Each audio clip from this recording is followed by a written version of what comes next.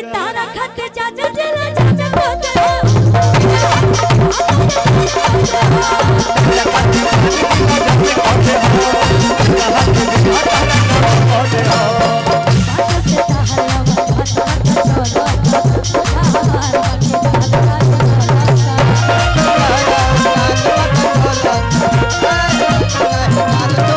लेकिन आजकल के प्यार जो था लड़का कहा था मैं भी ऐसे ही लड़के की तलाश में हूँ जो मेरे लिए ऐसा बोले। क्या भैया क्या बोला? मैं भी ऐसे ही लड़के की तलाश में हूँ जो मेरे लिए ऐसा बोले। तो छपरा जिला में मिल जाएंगे सब। केहू कहले ना हो जानो इस संख्या में कदे हां सारा कोनो बात धारा नाम कदे हां कि तोरा खाते जाने जिला जाने कदे हां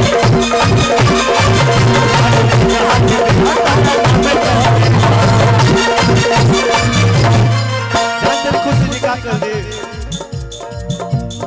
एरिया में नया जब खेल किया जाएगा, एरिया में नया जब खेल किया जाएगा,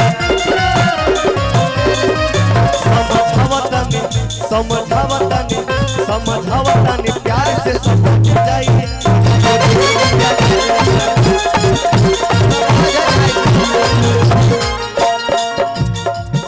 क्या बात है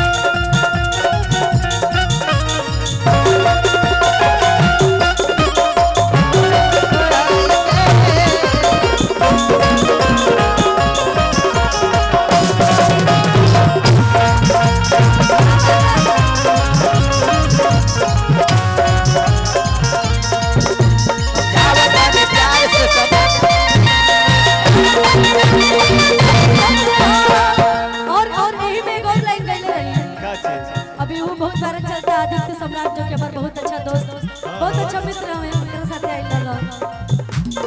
देखो तारा का है अखियां तोरे चल जाओ हम कोई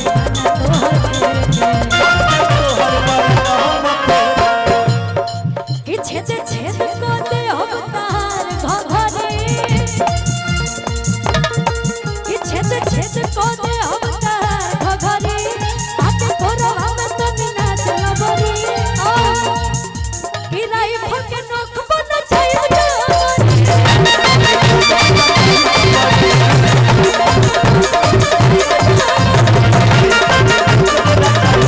भैया भैया भैया इनको तो कहिए ना ए भैया थोड़ा सा पीछे हो जाइए क्योंकि उधर हमारे भैया लोग को नहीं दिख रहा इधर हो जाइए। जानते खुशी जी को गाना हम गईने अभी ना हमारे रंगदारी देखले बहुत यार नहीं भारी देखले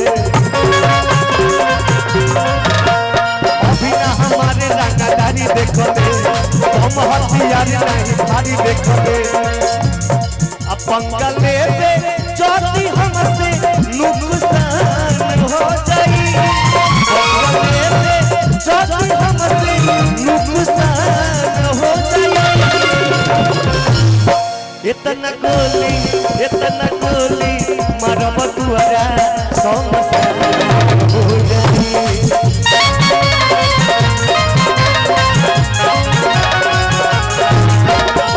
इतना गोली मारब तुअरा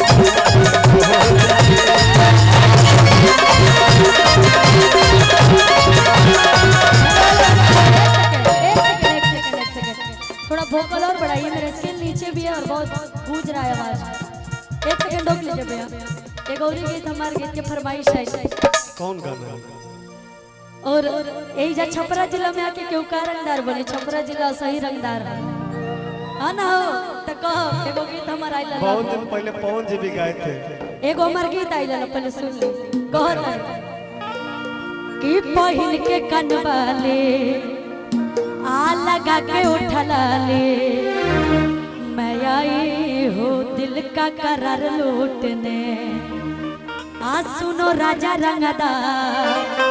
हटाओ हथियार मैं आई हूँ यूपी बिहार लूटने तब कहता था कि होठ रसदार तोर सामने हंसे धड़ा धड़ा बोले चल तू पूरा रात दे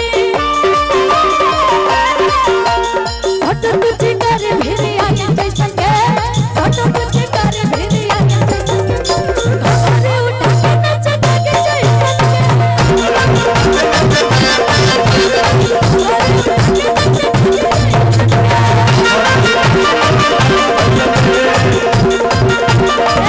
बहन के कान वाले लगा के उठा लाले मैं आई हो दिल का करार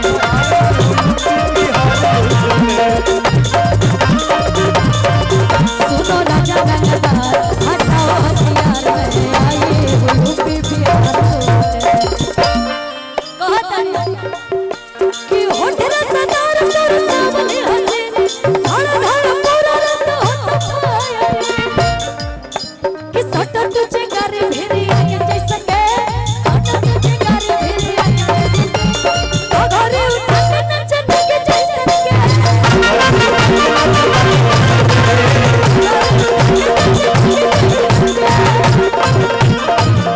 मैंने भी कुछ दिन पहले रंगदारी में गाना गाया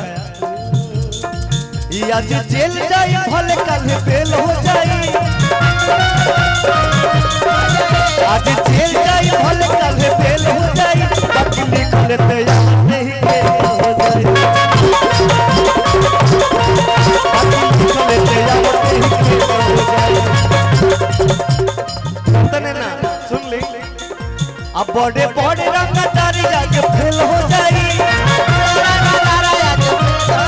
अब बड़े बड़े रंगदारी जाके फेल हो जाई बाकी निकले यार नहीं खेल हो जाई एक सेकंड भैया भैया आर्यन कहाँ है आर्यन इधर आओ बाबू आ जाओ बाबू और इधर आओ ये मेरा भाई आर्यन जो कि आज पूरे दुनिया में राज कर रहे हैं पूरे इंडिया में राज कर रहे हैं और ये मेरा सच में मतलब आर्यन से मिलती हूँ तो बहुत बहुत अच्छा लगता है मुझे ये मेरा इनको छोटा भाई छोटे पावर स्टार के नाम से जाना जा रहा है और मेरा यही मेरा भाई है कि नहीं आर्यन ऐसे ही आगे बढ़ते रहे खूब खुश है और आर्यन का ही गाना था कि कश्मीर के फुरुट लगेलो काला सूट में की लागेलो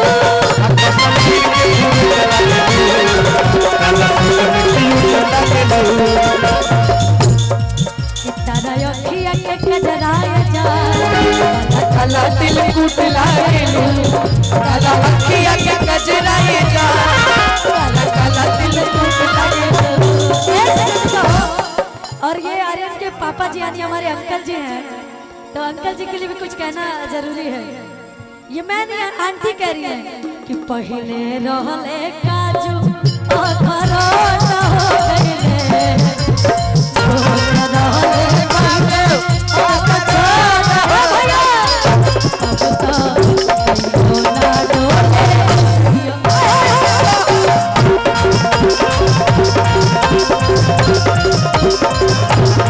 कि अब तो सही होना बोली सही